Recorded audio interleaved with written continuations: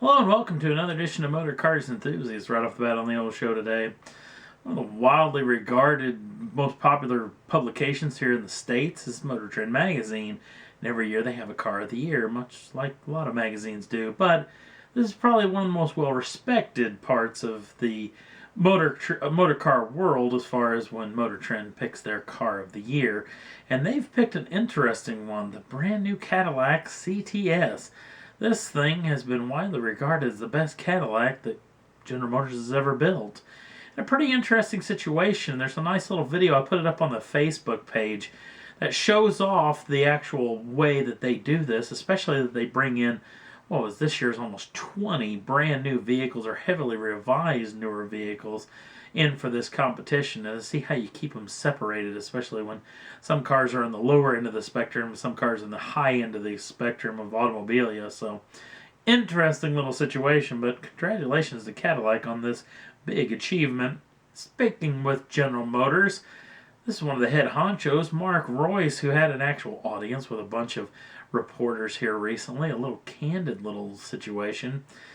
And the folks over at Autoline.tv caught some of the stuff that may be coming down the pike. Mr. Royce is very excited about several things, including the way diesels are being sold here in the United States. The new Cruise diesel has been selling quite well, and apparently General Motors is very happy with it.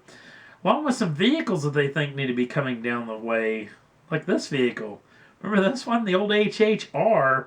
Yes, this vehicle kind of had a kissing cousin, which was the Chrysler PT Cruiser. They were both designed by the same fellow, which has got me thinking, I know why GM wants one of these. Because the PT Cruiser, the PT is part of that little deal, part of the puzzle, if you will. PT standing for passenger truck. Yes, Chrysler was using that as a truck, which meant that their fuel economy numbers came way down, and General Motors did the same thing, the HHR, so apparently I know why they're going to build an HHR if they so do so. Pretty interesting situation. Apparently, too, they don't have anything in this little genre of vehicles, and especially with the Ford Transit Connect selling quite well. They want a little utility vehicle of their own. Next up, their vehicle they're looking at coming. This is a vehicle that's being sold around the world, but not here in the States. It's the Cruise hatchback. He says it'd be quite easy to bring this thing over, and I, for one, have to say, I love this idea. I think the Cruise is a beautiful automobile. I really like this hatchback version. I was kind of upset when I heard that we weren't getting it here in the States, but maybe that may not be the case anymore. Also a vehicle that I can't even think of why. It's a wagon or an estate.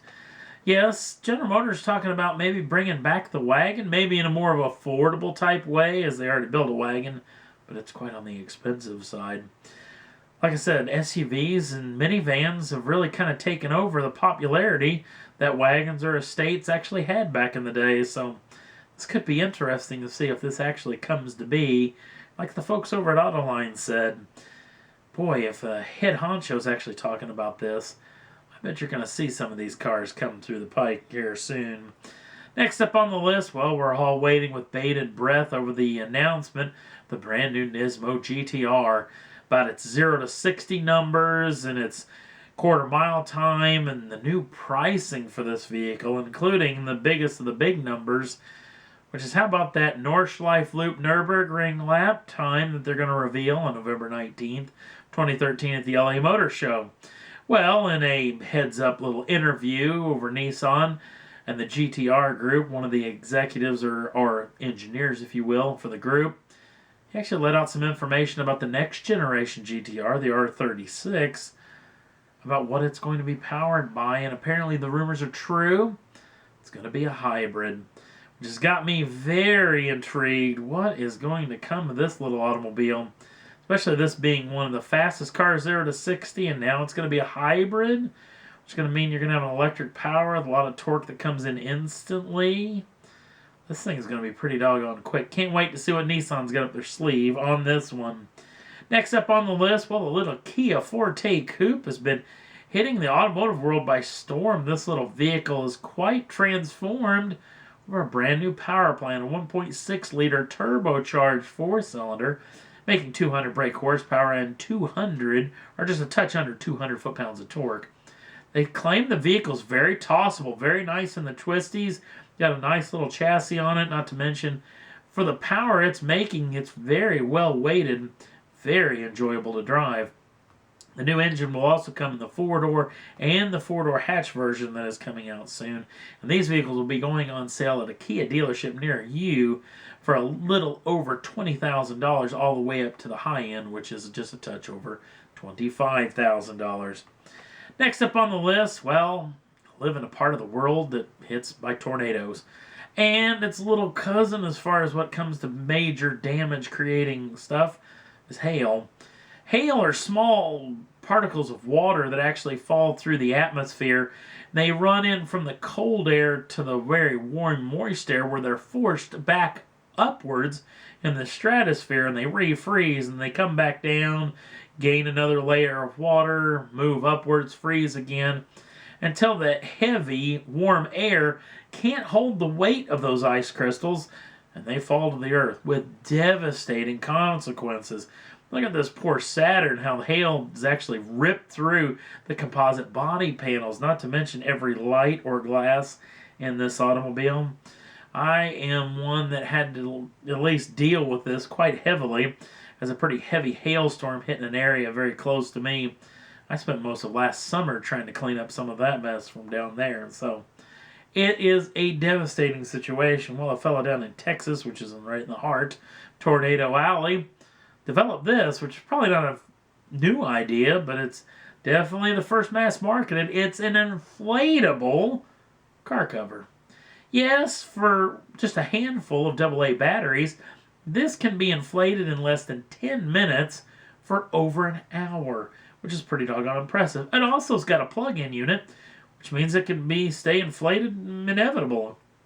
Now, the interesting thing is this thing is being built in 6 different sizes, which pretty much means that it could fit any type of vehicle that you probably have. Not to mention that for $300 to $400 you can own one of these systems. And if you're on their list, they're going to text message you or email you when there's a storm in your area, which I think is pretty intriguing as well. Interesting little deal, and hopefully will save a lot of automobiles, and probably wouldn't be a bad thing to have here around motor cars. Next up on the list, well, it's happened again. Tesla's got another car on fire. This is 3 in just over a month. A lot of the pundits around the automotive world are saying this is not a big deal, but I disagree with them wholeheartedly. This is a big deal. You have 3 cars that have been in minor incidents, and they're catching fire and burning dang near to the ground. This is a serious situation. Tesla has not done the greatest job of handling this as well, but I hope that they get on the horn, because I think this is getting to be bad. In fact, Tesla sailed through late spring all the way through the summer with nothing but great, great stuff coming about every time you heard about them. Now it's been nothing but bad. 3 fires, and their stock prices have been plummeting over the past several weeks. So Tesla needs to get on this and get on it quick as far as I'm concerned. Now, I've heard that the Volt, the Chevrolet Volt, General Motors actually wraps their battery casing into a puncture-proof material upwards of 3 times over the actual battery. Tesla does the same thing, but they only wrap it once. I don't know if the packaging is probably the situation where it can't be wrapped more than one time, but hopefully they can figure out a way around this, because apparently this car actually ran into the back of a vehicle with a trailer ball on the back of it, and it pierced through the battery casing, and the sucker burnt. So Tesla, you need to get on this. You can't have this thing that happened all this amount of times. We'll see what comes of this in the future as well. And that's all there was that I thought was worth talking about for this week's Motor Cars Enthusiast. If you want to jump on over to the Facebook page, the link's down in the show notes. I'll take you right over there. We got a brand new video of the all-new Gallardo Lamborghini replacement pounding around the Nürburgring. Also, that Motor Trend video is up there. That's very interesting to see. Not to mention, you can subscribe to the channel and get the first dibs on the brand new shows as soon as they come out. Thanks for watching. We'll see you again real soon.